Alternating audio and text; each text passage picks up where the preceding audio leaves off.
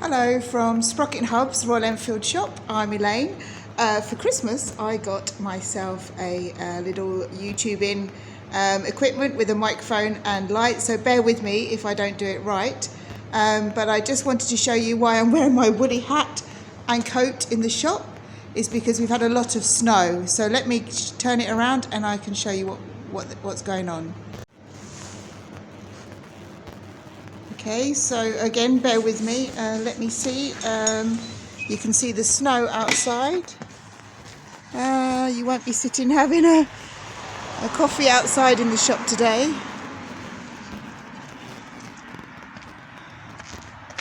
So this is the leftover snow.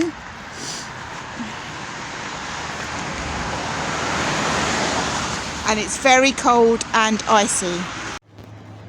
So today we are working in the workshop. Bill and Chris are working on a customer's 500 Classic, and we are fitting a sidecar to it. So what I thought I'd do is give you some different video installments as the project goes along. Okay, so this is Chris, and he can explain what we have in the box. We're about to fit this sidecar here. A lovely sidecar. Using mainly this, we're going to fit it to this beautiful 2017 Royal Enfield Classic 500. So this is for a gentleman that wants 3 wheels now instead of 2. So over the next couple of days we're going to fit this. See how it goes. So this is the demolition team. Well, not demolition, just to take it out of the box. Chris has one hammer, and Bill, of course, has a crowbar and 2 hammers. Okay, off you go, and we'll come back to you in a while. Okay. Now we're in the workshop. This is obviously the bike. We've taken the tub off the sidecar so we can get access to all the nuts and bolts and the brackets. We fitted the wheel, and then you can see the wires that lead to the brake lights and the indicators are here. Go up. And then the next challenge is like Lego at Christmas. We have to go work through all these bits and pieces next.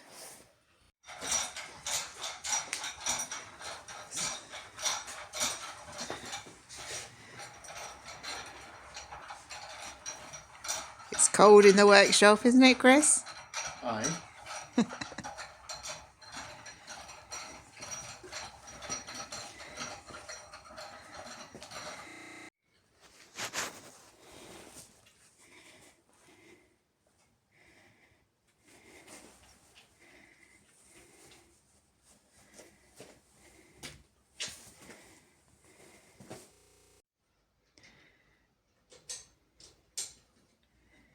So we've got to extend the thread down this this pin here to the bottom. It wasn't threaded, so I've just threaded it. That's it. Okay. Thanks. Now we're back in the workshop a couple of hours later. Chris is going to explain. It looks like he's in Siberia, but it is cold in the workshop. So do you want to carry on and tell us what you've been up to? Yeah, well, if you look here, we've set up the sidecar to be attached to the Classic 500. So these are the important things to remember when attaching a sidecar. First of all, you've got to get your bike in an almost upright position, i.e. like this, steering straight forward. But what we do is we come down here, Elaine, and we've set ourselves up a little plumb bob here, okay, touching the tyre at the top here, and your bike wants to lean out about somewhere between 5 and 10 millimetres at the bottom, okay. So we now have a gap here at the bottom of between 5 and 10 millimetres. Okay. So we know the bike is leaning out ever so slightly. We've also got our string line lined up with the rear wheel, so this rear wheel string line extends through on the same parallel basis to the front. So it gives us a measuring point here. And then set out the same on the sidecar wheel. So if you come down here, this is our string line, just touching the tyre here, just touching the tyre there, means you've got a parallel line with the chassis of the sidecar. So what that means is we've got bike leaning out ever so slightly. Okay, the bike's leaning out ever so slightly. The other thing that's important is that you have a toe in. The thing's got to be pointing in this direction, because if it points in this direction, it makes it very difficult to control. So we point this direction, and for a bike and sidecar of this kind of setup, we recommend about 25 millimeters of a toe in. So if you get the old tape measure, you will see that if you measure just in front of the front wheel, you'll see that we've got 12.15 measured here. Okay, 12.15. Okay, and if you go to the back, there you go, just behind the back wheel, we got 12.40. That means, subtract one from the other, the front is towed in by 25 millimeters. Very simple. The other thing we've done is you've got to make sure that, I'll use this as a pointer, that your chassis is level front to back. This is called a level. Okay? And if you look at the bubble, it's pretty much spot on. Okay? You get that, Elaine? Yes. The other thing you have to do is make sure that the sidecar is level in this direction. Now, it's not quite level at the moment because we've got an axle stand here holding it up. We shall make that level once we start adjusting the connectors. Okay. The other thing we've done, now we've not done this necessarily before, but this was recommended to us, is we sit on the bike so the springs compress as if you're sitting on it. That's the normal riding position. And we've strapped the suspension so it's compressed the springs slightly. So that means that it's in a riding state. Okay. So that's kind of set up where we want to attach it. We now have these various attachments on the bike. One here at the top of the strut. One here which is a clamp onto the main frame. One here we're going to drill this bit at the front here and attach here. And then we've got a clamp on the sort of down tube here at the front. And these come attached to the sidecar here, here, and here, and this one down here. Okay. So we have to be gentle when we attach all of these that we don't move anything. Get them all bolted up nice and tight, and then see where we are. We give it a bit of movement, make sure everything's tight, make sure everything remains where it should be, do all the remeasurements, and then we'll catch up later on with a bit of more progress. Okay, thanks, Chris. Okay. So this is the following day. We went home last night a bit early because it was freezing. So we have set up the sidecar rig here. We're all attached. I'm going to use my tape measure as a pointer again. Everything's tightened up. Here and here and here and here and here and here and here. Okay. So, do you remember last night we were talking about levels and all that kind of stuff? Got our little level. So we've made sure that when the bike is loaded, that this thing is level in that plane and level in that plane. Because essentially when you sit on the bike, the back end goes down a bit. So you put your level on there now, do this, and it becomes level. So we've got everything level. The only other thing I didn't mention yesterday was the distance between the two axles. Again, it's kind of recommended, there's no set figure, it's recommended that you have about 250 millimeters between the center point of this axle and the center point of the axle on the sidecar, which is, that's what we've got, 250 millimeters. So it's all worked out beautifully. This is affixed to a very strong part of the frame here.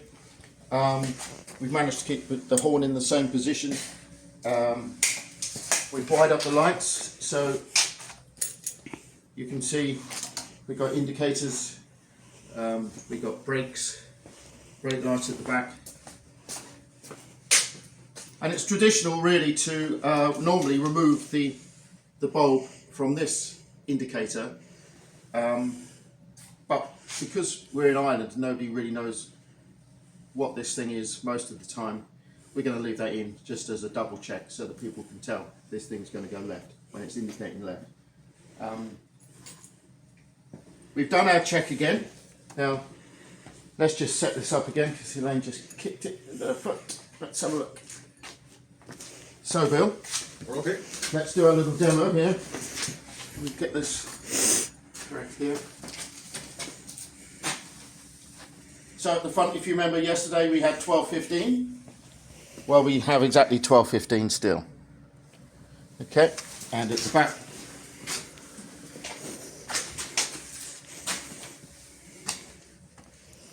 we have our 12.40 exactly, which is our 25mm toe in. All that remains now is to go for a test drive, which I'm going to do, despite the fact that there's about 6 feet of snow outside. I'm going to go for a test drive and see how it handles. Okay, it's empty and all that, there's no weight on it, but at least I can see if it goes down the road in a reasonably straight manner. And then, if it's all good, we're going to come back and put the rest together.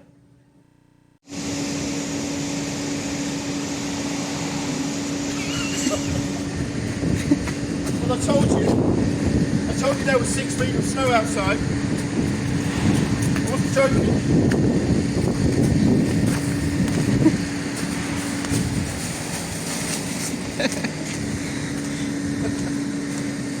So, we're going to go for a test drive in the yard, and then I'm going to put some stuff on and go on the road.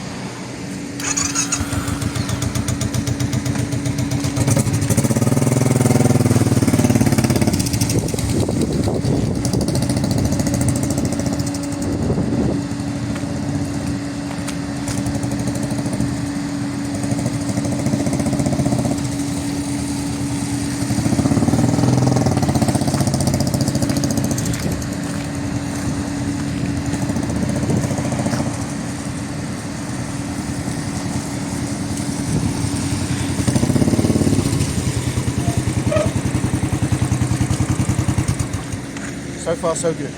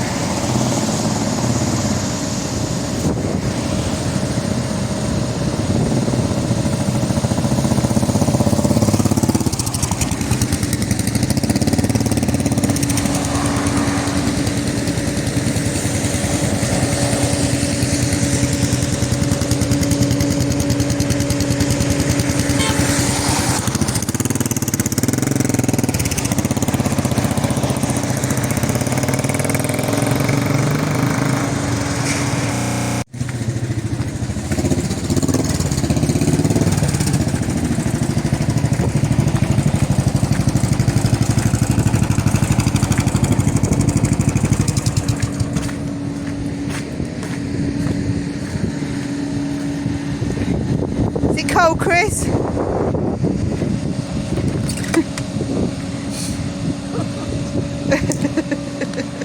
The things we do for bikes. So, what's your conclusion? Oh, the conclusion is I'm crying. It's so cold. We advised the customer to perhaps have a steering damper because it takes some of the wobble out of the steering. Now, admittedly, it isn't that bad without it at the moment. There is certainly a bit of wobble at takeoff and landing, and certainly at slow speeds. So we'll see how it goes when we fitted the rest of the load on the sidecar with somebody in it, and see what the wheel wobble does. Does it get better or does it get worse? But you know, you could probably survive as it stands at the moment without a damper, but I'm thinking maybe he should fit one. We'll see how it goes. in the next video. As for the rest of it, it wasn't an ideal test condition. The roads were still icy, but it drives in a straight line, which is pretty good. No effort required, and we'll see how it goes once it's all put back together. So finally, Chris and Bill have been working hard in the Siberian weather conditions. We're just going to turn it over and see what happens. How you going? Good. Been working here with my little fella. Yeah. He's. We do our best. We do our best. Yeah. Okay. Are you going to show the real truth in case anyone comes to visit?